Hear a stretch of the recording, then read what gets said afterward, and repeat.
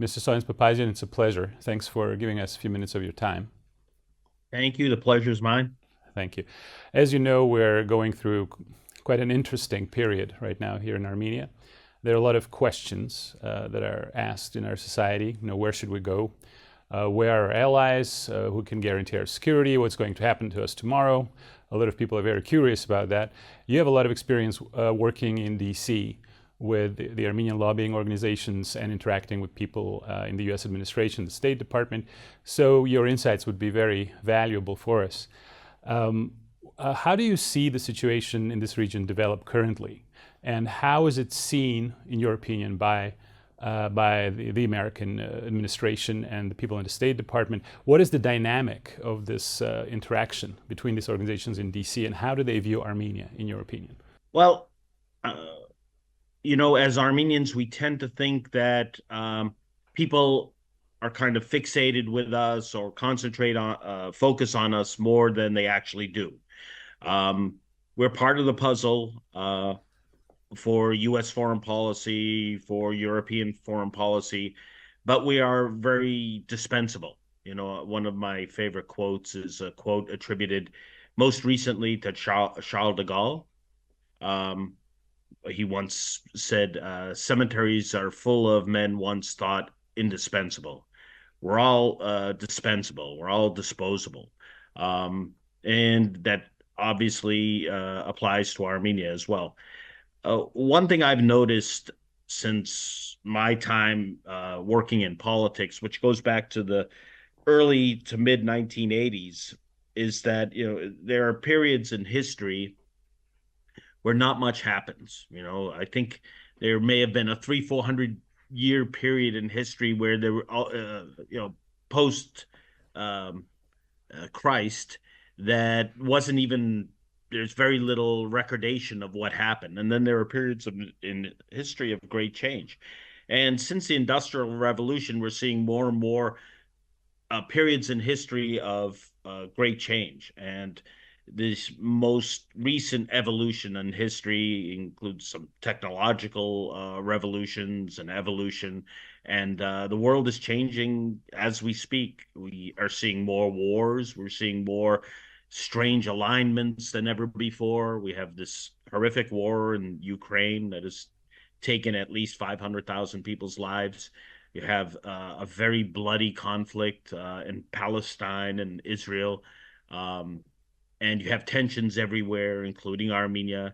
Arguably in the last 4 or 5 years, you can say that there have been, two genocides take place. One clearly in Artsakh, where there's an ethnic cleansing of Armenians from their ancient homeland of thousands of years, and arguably one occurring as we speak in the Middle East, in the West Bank. I'm sorry, the Gaza Strip. So these are very turbulent times, and we are again caught in the middle of it. And to be, somewhat broad-minded about this, unless we foresee those changes, anticipate the changes, we're going to get squashed. And I think we're seeing that, taking place right before our eyes since 2018, and this velvet revolution that supposedly was going to change things for the better. We've seen the Armenian state or states shrink. We see almost daily encroachment by Armenia's enemies, with the very real threat of having a partitioned Armenian state and to totally lose any kind of sovereignty or independence. But to get to your question about what goes on in Washington, D.C., I think you have to start by looking back to the First Republic. We were fortunate enough during the First Republic to have two outstanding diplomats working on behalf of the Armenian cause. You had Armen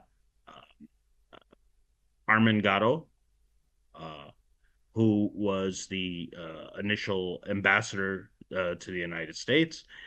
And then you had Vahan Kardashian, a Yale-educated lawyer, who was the founder of the American Committee for the Independence of Armenia, which was designed to gain support in the United States among the elite for the establishment of an independent Armenian state, the First Republic. And toward that end, Vahan Kardashian solicited and was able to sign up Supreme Court justices, secretaries of state, some of the most prominent American political figures of the time, in order to encourage Woodrow Wilson to try to enforce the mandate for independent Armenian state. One of the reasons why it was so important wasn't just to establish a state, but in order to establish a viable state, a state that could sustain itself with access to the Black Sea and elsewhere. And unfortunately, because America had just sort of exited from a bloody World War I, which at the time was called the War to End All Wars, there was little appetite to continue to put American soldiers and Allied soldiers at risk in order to enforce the Armenian mandate. The Armenians weren't the only ones that were betrayed by the Allies after World War I. Lawrence of Arabia, for instance, was so upset at the promises that were made to the Arabs who helped the Allies against the Ottomans in World War I that he, I think, snubbed the King or Queen of England when he was going to be knighted or commended for his service to the nation. So, it's very tricky times. You have an Armenian state that should have come to fruition in 1918. It didn't. World events caused it to be somewhat absorbed by the Soviet Union. We stayed in stasis in many ways for 70 odd years. The Armenian community in Washington and in the United States and elsewhere in the diaspora worked very hard to maintain the hope of an independent, united and free Armenian state. And that's kind of where I come in the 1980s, graduating from college, moving to Washington, D.C. to work for the Armenian National Committee. I understand. Indeed, these are very turbulent times, and thanks for the historical overview. And as we remember, of course, the United States turned down the mandate for Armenia. I believe there was a delegation sent to Armenia that found out that there are no significant resources and there's really no U.S. interest in this country. And France and England supported Armenia for a certain period of time, but then withdrew. France withdrew from Cilicia, and England withdrew from the region altogether. And we were faced with a Bolshevik-Kemalist alliance where we lost half of our country. But thank you for the overview. How does this compare to the situation today? You talked about ethnic cleansing, incidentally. There was a very disturbing testimony by Mr. O'Brien from the State Department in which he did not use the term ethnic cleansing. And I don't even know if anybody used the term ethnic cleansing in D.C. He said that Armenians fled, they were afraid of something. They're very shocked, so they don't even know themselves what they're afraid of. So it was a completely appalling statement, given that his own boss, Secretary Blinken, just said a few days before that there's a military attack against the Armenians in Karabakh. So there should have been no confusion as to why Armenians were, fled and why they were afraid of staying in Karabakh. So that was pretty cynical, in my opinion. But now, how does the U.S. administration see its interest in the region? Where are its allies? Where are its priorities? I don't want to ask a leading question, and you're a lawyer, you would appreciate my being careful. But there was a publication in Foreign Policy Focus, in Focus, and it clearly stated, the article clearly stated that the U.S. interests are with Azerbaijan in view of its oil and gas resources, and in the future it will be a key U.S. ally in Southern Caucasus, and Turkey is already a key U.S. ally in the Middle East. So these pieces of the puzzle fit very nicely together. There should be no confusion about it. But I don't want to bias your answer. I don't want to lead your answer. So in your opinion, how does the U.S. administration see its interest in the region now versus 100 years ago? Well, I'm not sure much has changed. Turkey has taken, in many ways, a more prominent role, currently, as opposed to 100 years ago when it was a state, an empire that had dissolved. Presently, Turkey in many ways acts as a U.S. proxy. It has a very important U.S. air base on its territory. Um, I think the U.S. is very careful on how it manages Turkey, and Erdogan has done. Erdogan's ambitions are no secret to anyone in Washington, D.C., or should be no secret to anyone at all. He sees himself as a pan Islamic leader. Um, he has openly spoken for the last 25 years or so, since he first came to power, I think, as mayor of Istanbul and later prime minister and president and so forth, of essentially recreating the Ottoman Empire, this sort of pan-Turkic gateway, east and west.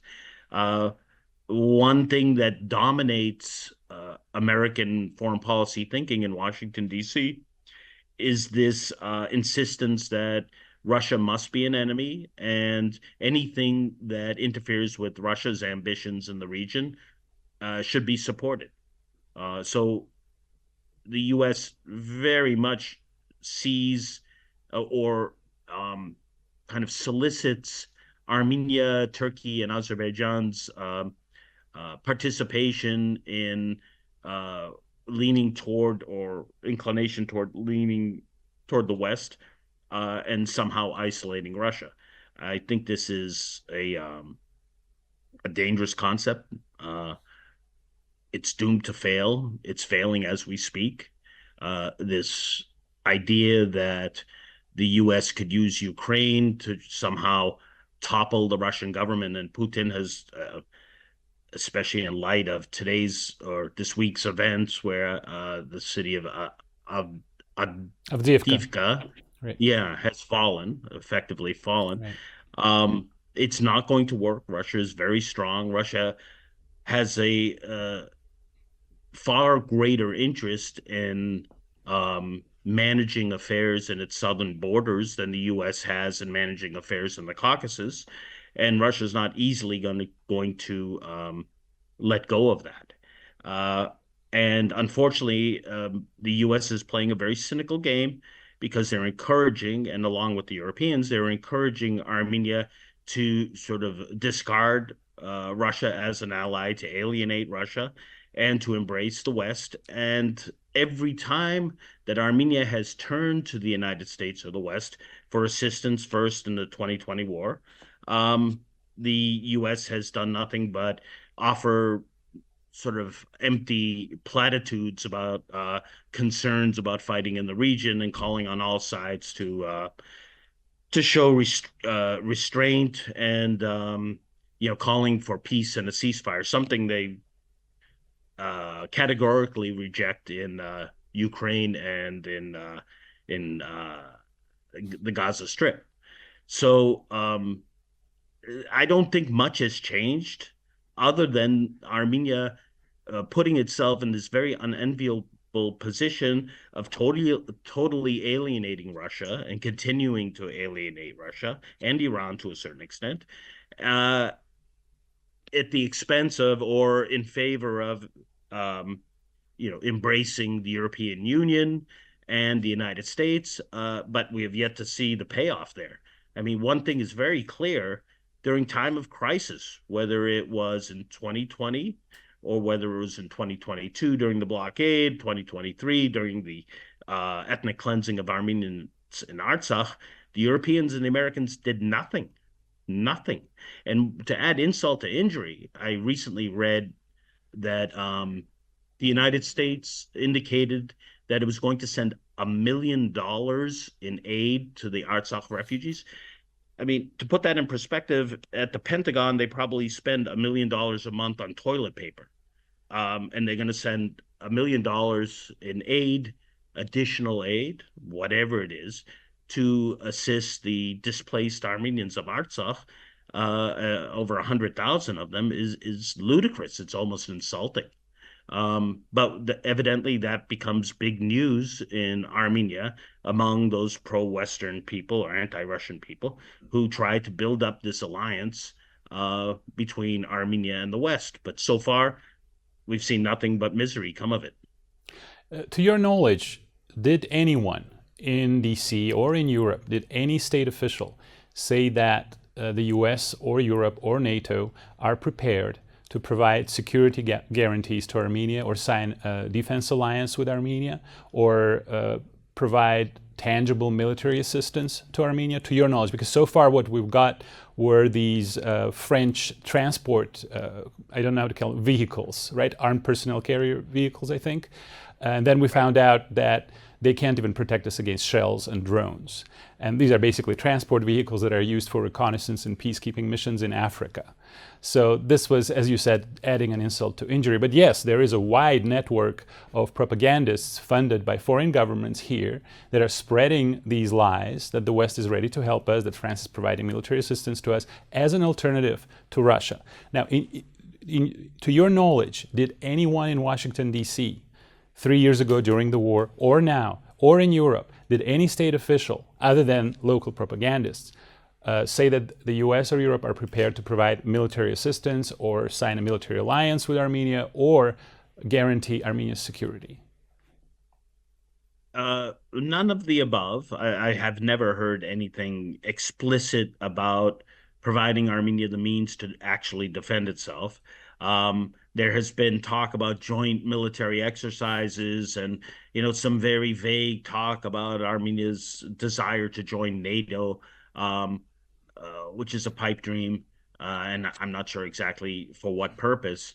But no, there isn't. So far, Armenia has gotten, uh, a lot of kind of kind of salutations about, uh, everyone, please stay calm. Report. Let's move toward peace. Let's call for a ceasefire. These kind of things. So, Yeah. thus far, whatever we've heard from the West has been so vague and ambiguous and almost unintelligible as to be laughable. There's a Venetian diplomatic term used many centuries ago, verbis tanem generalis, general words. They were instructing their ambassadors going to France to congratulate the French king on his marriage and say a lot of general words without promising anything. I think so far that's all we got. And 30 or 50 armed personnel carriers that you can destroy instantly with a shell or a drone, which is what was used here a couple of days ago. You mentioned that there are people here who are more Catholic than the Pope. They speak on behalf of the West. They are funded by certain governments and organizations in the West, and they're promising to our people that the moment we leave the Russian alliance, the world of democracy will embrace us. We'll become a Western ally. We'll live happily ever after. We will have Western security guarantees. These statements have a long history. You remember Pelosi visited Armenia. Everyone was in a state of ecstasy over that. Macron wrote something on his Twitter page, and people were in the streets chanting. Then there was this thing with European observers. They're still here. We just had another attack a couple of days ago, and 4 of our soldiers were killed. I haven't heard from the European observers. We don't know what they did. The French Senate called for the recognition of Artsakh. That did not happen. We were promised that Western democracies will come to our aid because now we're a velvet democracy. Nothing came of it. So, and then, we provided brotherly assistance to Turkey after the earthquake. And again, there was this jubilation in the street saying, he's going to change everything. We're going to have a great relationship with Turkey. That did not happen. So these people keep saying things that are not true. There's a wide network of them. There are TV channels funded by these organizations. There are YouTube channels. There's social networks that are funded by them. We're talking about tens of millions of dollars. Anywhere between $33 and $50 million is just one source. You can do a lot with that kind of money in Armenia. Do you know of any precedent to this? Is this just us? I mean, why don't they want to fund a velvet revolution in Azerbaijan or Turkey? Why not do that? Why not promote democracy in the neighboring countries? Because Turkey and Azerbaijan and other former Soviet, putting aside Turkey, republics won't allow it. They understand the agenda, and the agenda is to throw a few shekels at the host country, and by doing so, direct its messaging. It's Armenia's diaspora in many ways has worked against Armenia in this case.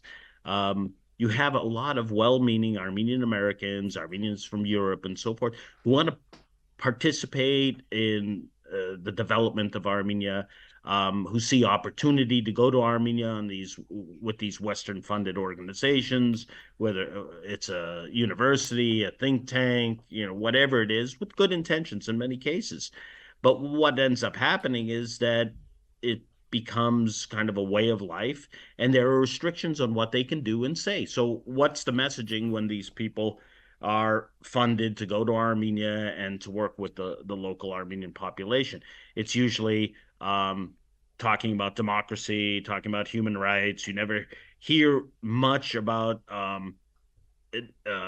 kind of criticism of Turkey or Azerbaijan. That's almost never allowed if you listen to the messaging from these organizations. And you hear an abundance of criticism of Russia. The one constant in the Caucasus, whether you like them or not, whether they turn on you or not, whether they're reliable or not, Russia is there to stay. But as I'd like to say, a steady paycheck is a great incentive to, stay the course. So what you see in a lot of cases, people there who maybe went there with the best of intentions, some did, some didn't, let's just put it that way, right. But who are constrained in what they can say, and they're kept within a certain parameters where they can talk in vague terms about,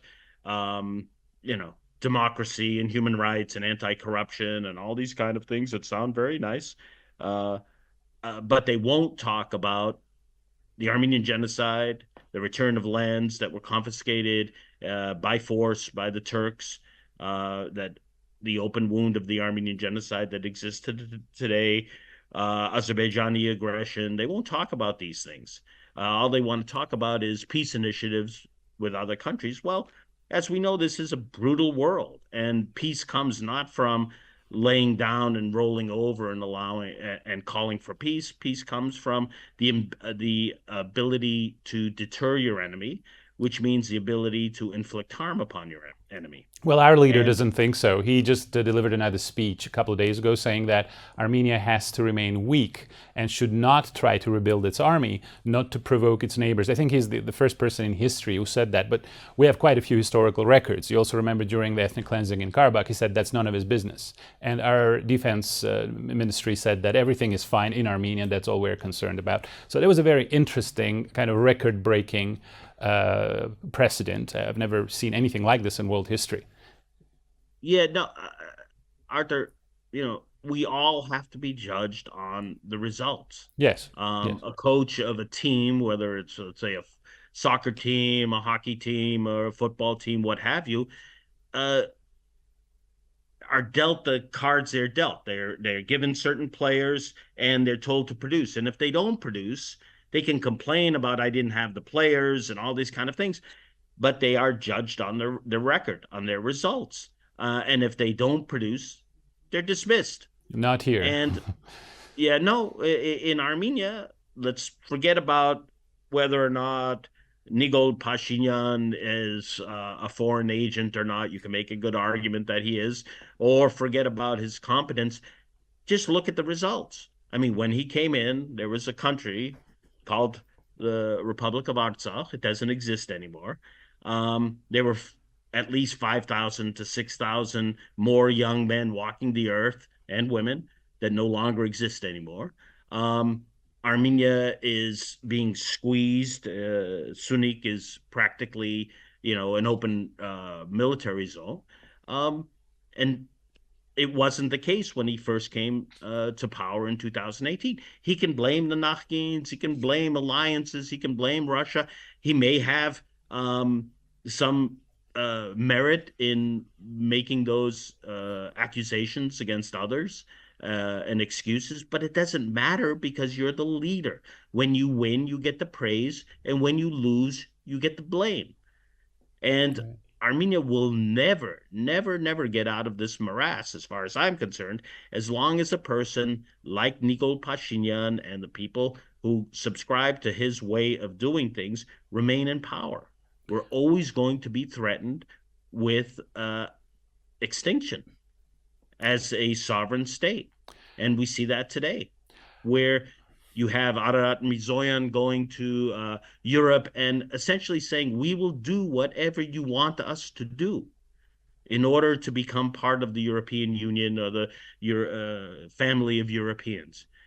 Who in their right mind goes around saying that as a diplomatic position, handing them a blank check and say, fill in the amount? I mean, that's the most ridiculous thing I've ever heard. Well, didn't we You already? can't. I'm so sorry. Didn't we already do what they wanted us to do? We surrendered Artsakh, right? He went to Prague. He signed an agreement saying that, or he made a pledge saying it's a part of Azerbaijan. What good did it do for us? Because you can see that the opponent is becoming more and more aggressive, and his strategy of playing the weak hand is clearly not paying off because he keeps conceding and retreating, and Aliyev only gets more aggressive. You know that now we're talking about those enclaves, the return of hundreds of thousands of Azeris to Armenia. He wants parts of Yerevan, he wants part of Sevan. The entire territory of this republic now is considered Western Azerbaijan. So he is getting more aggressive, and this strategy of playing the weaker hand is not paying off, but he's continuing to do that. He's persisting in it, and this incredible metaphor of us being dressed in red clothes and walking on the road with bulls on it. I mean, we're basically back to kindergarten fairy tales. It's quite appalling. He said basically we have to take our clothes off because we're enraging the bulls, we're making them angry. So we have to give up our constitution, give up our historical memory, give up the memory of genocide, any kind of claims to Turkey. Basically, we have to no longer be Armenians, and that's his way of getting out of the situation. Like, again, as long as Nikol Pashinyan and his entourage of incompetent, corrupt leaders remain in control in Armenia, nothing good for Armenia can occur, as far as I'm concerned. I mean, he's proven himself either incompetent, inept, corrupt. I don't care what you say. I just look at the bottom line of what he inherited and what he's left us. And that is a disaster. And this approach, like you said, of somehow appealing to a goodwill of your enemies that certainly doesn't exist, doesn't work to Armenia's favor. In fact, it whets their appetite for more. And history has shown that, not just in the case of Armenia and Turkey and Azerbaijan, but in general. You show weakness, you get devoured. And that's what's happening. And instead of building up the resources, and the resources aren't just military, mind you, the resources are diplomatic, the resources are the diaspora. One thing people forget, Armenia's borders, even with Artsakh, are artificially created and thrust upon us. Okay. So when we think about the Armenian nation, we don't necessarily just confine it to borders that were designed to almost like allow us to exist, but nothing more. The Armenian nation consists of the Armenian people. The diaspora is far larger than the population of Armenia. There are great resources in the diaspora to assist Armenia to try and remain a solvent and healthy state that has never really been utilized to Armenia's full benefit. And especially now by the present Armenian government, who's done everything to alienate very powerful parts of the diaspora. So this kind of going to Europe on bended knee and relying on very, very tepid promises from the United States and Europe, who don't even give us the satisfaction of making false, stronger promises, but give us $1 million in assistance for 120,000 or 110,000 Artsakh refugees, or who, after an invasion, ethnic cleansing, say this is all very unfortunate, it's very sad, we all get along and make a peace mandala and all these kind of things, which is just outrageous. I mean, we just experienced and witnessed a genocide, a genocide of the Armenian people in Artsakh. There's no question about that. It's the most appalling thing that I have seen in my lifetime. And I'm sure as others have seen in their lifetime. People who have existed on land for thousands of years are no longer there. And it's going to be a very, very hard endeavor to try and put them back. Not an impossible endeavor, but a very difficult endeavor. One of my friends, non-Armenian, when he heard about the ceasefire in 2020 and the concessions made by Nikol Pashinyan, which included Kelbajar and these kind of areas that weren't even on the table, my friend, non-Armenian, said, "Who in this world actually gives up land? Land is the most precious thing. As a leader of a country, your first priority isn't to have a parliamentary system or a new constitution or anything like that. Your first priority is the protection of the borders and protection of the people." And Nikol Pashinyan has, and his government has just failed on a catastrophic level in those two most fundamental obligations of a leader. Right, right. So this idea that by appealing to the kind of enlightened West as opposed to the Middle East or the Russians and so forth as some sort of uh, progress for Armenia and solution for Armenia's problems is laughable, especially since the West, Europe, the United States has proven time and time again in 1918, 1920, 2020, 2022, 2023 that it's not going to assist in any tangible way. Right, quite right. I I mean, how mean, many times do you have to be slapped in the face before you realize that, hey, I'm getting slapped in the face? that's exactly the issue. I don't think people realize what's happening to them. We don't even remember what happened to us 3 years ago. If I remember correctly, Armenia dispatched someone to Washington asking to stop the war, and I think the U.S. administration just told them in no uncertain terms, "I'm sorry, but you're just going to have to figure this out on your own." I think it was Pompeo, was he? I may be wrong, but there was a Secretary of Defense who said that we hope that Armenians can defend themselves. There was no assistance provided to Armenia. As for the policy of appeasement, yes, we have some historical precedents that we refer to, but this administration, this government insists on pursuing this policy of playing the weaker hand and begging Turkey and Azerbaijan for peace and making concession after concession and seeing that this is not stopping them. They're getting more and more emboldened by it, but they persist in doing that. Now, regarding the West, what do you think? What is the U.S. foreign policy in our region guided by? You mentioned democracy. We hear words like democracy, human rights, the international community, and then we see 35,000 people slaughtered in Gaza, half of them children. We see the hearings in the United Nations saying this is genocide. And the U.S. is standing firmly by Israel as Israel continues to destroy schools and hospitals and basically ethnically cleanse Palestinians. We see, as you mentioned, double standard. Ukraine is encouraged to continue fighting at the expense of 500,000 lives. We are encouraged to surrender.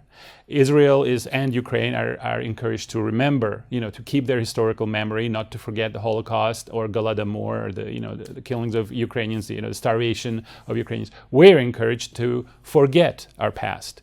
Russia is criticized for being a corrupt authoritarian state. Turkey, Azerbaijan, Saudi Arabia are not criticized for being corrupt and authoritarian states, and there are no velvet revolutions there. Russia is criticized for invading Ukraine. Turkey is not criticized for invading Syria, invading Iraq, providing military assistance to Libya, bringing mercenaries to the Caucasus. There's just silence. I mean, why such double standards? I mean, is the Western foreign policy really guided by democracy, human rights, international norms?